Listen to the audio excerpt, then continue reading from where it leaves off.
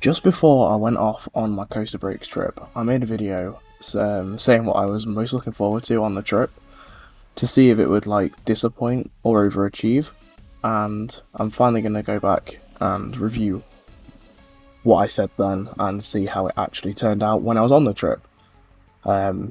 Because my predictions were completely wrong.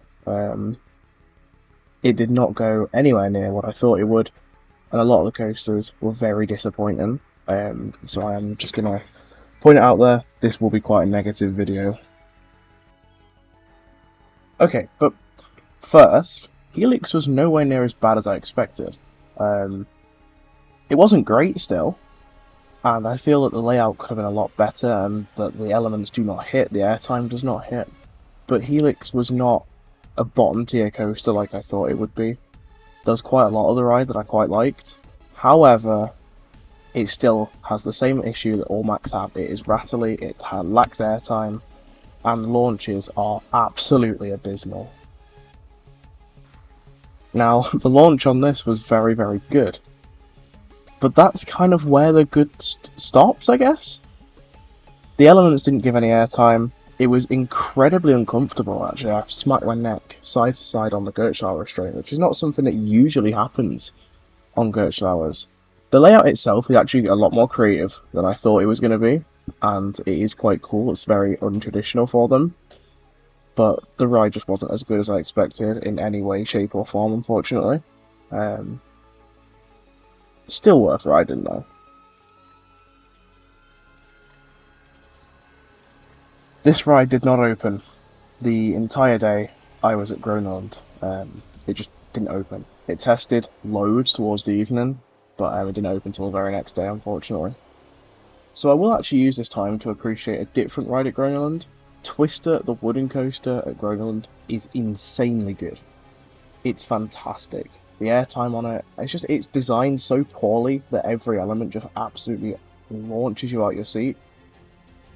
But yeah, Insane, Closed, Twister definitely made up for it though. It was way better than expected. I mean, I didn't even put it on the list. I didn't think it was going to be good at all. Blew me away. I just think this is a good chance to take that in. I got 2 rides on Pratten during my day at Gers, and it's kind of bad. I don't think any rides ever hurt me as much as Pratten, but it gave me a friction burn, and it just wasn't very comfortable, and there wasn't a lot of airtime either. It was nowhere near as good as I thought it would be. I thought it was going to be like a top tier coaster, it's really not. It's about a similar level to Conda at Wallengelden. It was quite disappointing, unfortunately. Boulder is one of the coasters that actually achieved exactly what I expected. It was solid, but it wasn't great. Like, it was decent, there's some good airtime. I never expected it to be one of the best coasters on the trip, and I mean, that's why I put it as 6th, obviously. It delivered to what I thought it would. It was really, really quite decent. Definitely better than Helix. The best ride at Liseberg though was actually Liseberger Bahn. That was awesome. I absolutely loved that ride. But yeah, no, Boulder didn't let me down too much, but it didn't really do anything special for me. Valkyria, I was just going to mention it while I'm at Liseberg here, was awful. Probably the worst dive coaster I've done. It just doesn't do anything. The best restraints absolutely ruin it. I did quite like the inline twist though. That was quite a cool element on a dive coaster.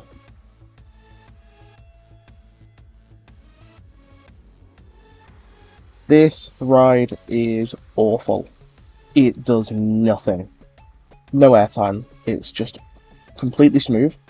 You know, it doesn't really have any standout element. The bit where it goes through the mouth of the creature, the Colossus, is pretty cool. But apart from that, it didn't do anything. It drops a straight drop, and I'm not a big fan of straight drops, particularly. But this one was bad. Like, there was nothing. There was absolutely nothing. I did back, and I did front. The front row was a lot better than the back, I will say that. But I think that's because, you know, there is a decent sense of speed. It is a huge wooden coaster. But when they completely retracked it and left it SBNO for 3 years, why not RMC it? Like, this ride has such potential to be a great RMC, and instead you've just made a pointless wooden coaster again. It's also far too smooth, I don't know if I mentioned. Phoenix was better than I thought. It's one of the only rides on this list that overachieved. There's not many. There's a few. This ride is relentlessly paced. There is fantastic airtime, and the setting is wonderful. I only got 2 rides, unfortunately, mainly because we spent 2 hours on an adventure trail at Farup, not knowing how long it was. But yeah, this ride was awesome. It's fast paced, good airtime. It's everything you could want. It's far, far better than Abyssus, which I did not expect. Possibly up there with Lek. Not quite, I'd say. I do think I prefer Lek because it's just Lek is so intense. Phoenix is not really intense at all, but it's just a fun ride, and the way that the elements transition into each other is fantastic. You can see it on this video here. And yeah, in the back row you do get absolutely flung around in your seat. It's awesome.